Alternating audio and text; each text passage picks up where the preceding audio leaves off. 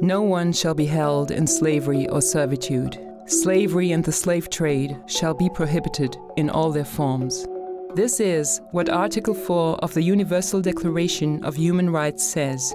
The history of the transatlantic slave trade, in the course of which 12.5 million people were abducted and enslaved from Africa, is only one of the aspects outlined in the Atlas of Enslavement. The problem is highly topical. It is estimated that at least 40 million people worldwide are victims of various forms of modern slavery. Traces of it can be found in many everyday products. The Atlas of Enslavement provides an overview of the many coercive and exploitative practices in the global legal and illegal economy. In clear chapters, it examines factors that foster modern enslavement, such as irresponsible sourcing practices in global supply chains, restrictive border policies, and poverty. And it shows how discrimination based on gender, ethnicity, or nationality, for example, paves the way for exploitation.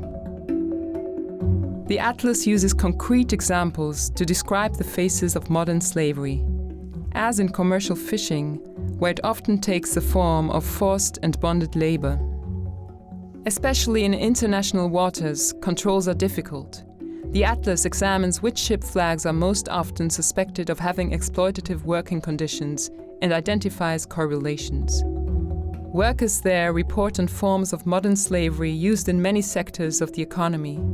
These include refused wage payments, excessive working hours, deprivation of identity papers, psychological, physical, and sexual violence, as well as threats of deportation. The Atlas clearly marks the difficulties faced by different actors in the struggle against modern slavery, but also does not ignore the important movements of resistance against slaveholding. In this way, the Atlas of Enslavement makes an important contribution to bringing the issue to the forefront of political discourse. Order your copy or download it from our website.